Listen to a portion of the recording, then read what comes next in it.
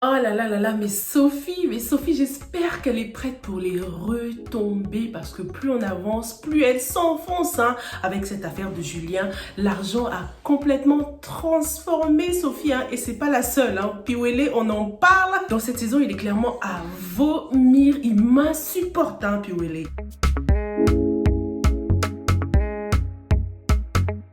Bonjour tout le monde et bienvenue sur Yoy TV, je m'appelle Sylvia et sur cette chaîne je fais des revues et des analyses de films et séries afro. Donc si c'est quelque chose qui t'intéresse, si tu aimes le cinéma afro, abonne-toi et active la cloche pour ne pas rater la prochaine revue. Sophie se transforme en gold digger les gars, le Arab money de Julien ne lui est pas indifférente hein.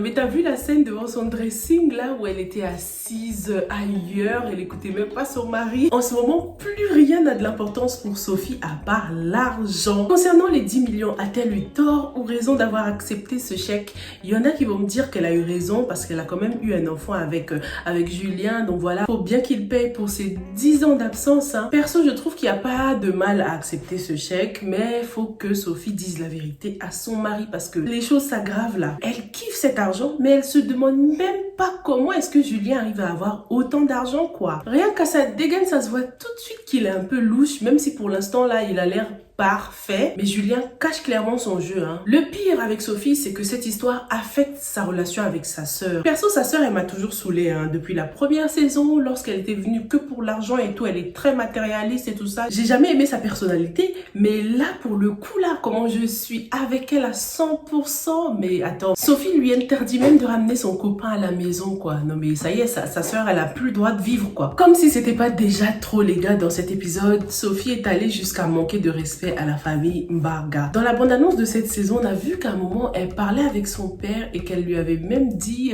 qu'elle pensait à quitter son mari pour épouser Julien et son père lui a conseillé de rester avec les deux, histoire de pas perdre les deux sources de revenus, quoi. Je vais le quitter, je vais me mettre avec Julien. Il ne faut pas quitter un homme qui te donne 10 000 pour un homme qui te donne 15 000. Il faut garder les deux. Ça te fait 25 000. La vie, c'est les calculs. Donc, ça va chauffer. Ça chauffe aussi du côté de Piwele hein, avec Passy. Franchement, Passy, elle prend cher hein, pendant cette saison. On est loin de la Passy agressive qui se défendait, qui défendait son mariage. Elle a vraiment du mal là. Cet épisode m'a vraiment marché sur la langue. Hein. Plus les choses avançaient, plus je me disais ah non mais là il est temps de trouver un mec pour Passy aussi pour que Piwele soit jaloux. Et voilà qu'elle tombe sur Paul quoi. Bon c'était pas le meilleur des choix mais ça va faire l'affaire.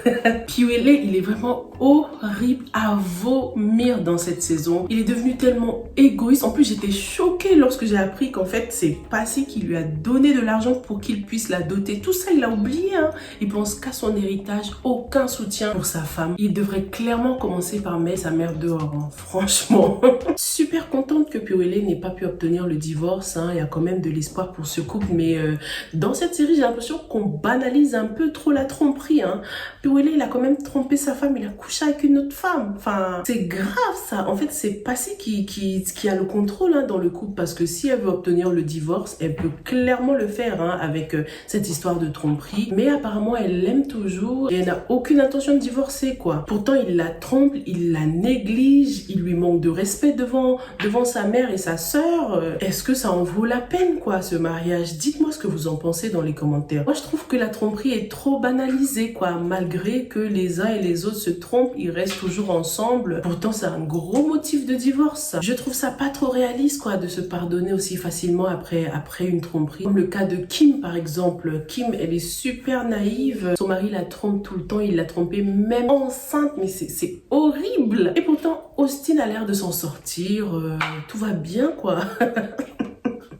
Tout va bien dans le meilleur des mondes. Enfin, c'est la case prison pour Wafo. Hein. On la sentait venir celle-là. C'était sûr que sa copine allait tomber sur cette vidéo. Hein. C'était un scénario assez prévisible quand même. Hein. Mais c'était quand même intéressant de voir la réaction de tout le monde. La meilleure amie, là, on en parle, mais elle, c'est la pire. Avant, je lui faisais pas trop confiance parce que je pensais qu'elle avait des vues sur Wafo. Elle avait quand même quelque chose de louche, quoi, cette meilleure amie. En tout cas, j'espère que la copine de Wafo, là, va pas encore une fois avoir de la peine pour lui et tout parce qu'elle aussi, elle est bête parfois. Hein.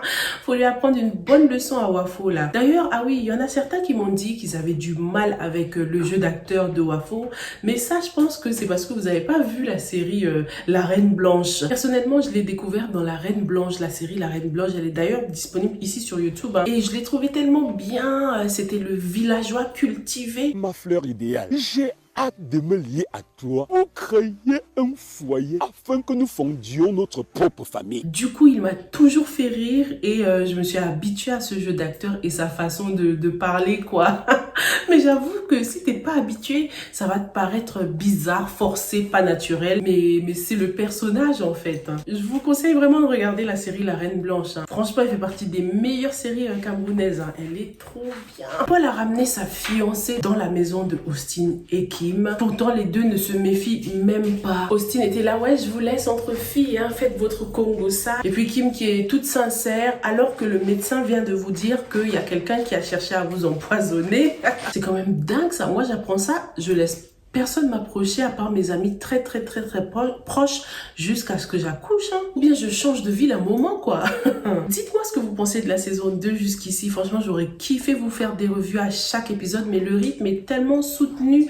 2 épisodes tous les jours, c'est trop, sachant que j'ai d'autres séries à analyser. Donc, je pense à faire peut-être le résumé des épisodes de la semaine, le week-end, puisqu'ils rediffusent le week-end. En tout cas, cette saison 2, je la kiffe, je la trouve beaucoup mieux que la première. Toutes les petites choses que je voulais en plus dans la première saison ont été rajoutées dans cette deuxième, donc je suis super satisfaite. Entre les policiers et plein d'autres petits personnages à côté, je trouve que là, la série, elle est moins répétitive, quoi. Il y en a qui se plaignent que c'est peut-être moins drôle, il y a moins d'humour. J'avoue, c'est vrai, dans cette saison 2, il y a un peu moins d'humour, mais on rigole bien quand même, tu vois. Dis-moi ce que t'en penses, toi. Je vais lire vos commentaires dans la prochaine revue de Madame Monsieur, ok? Stay safe and stay blessed. Bye!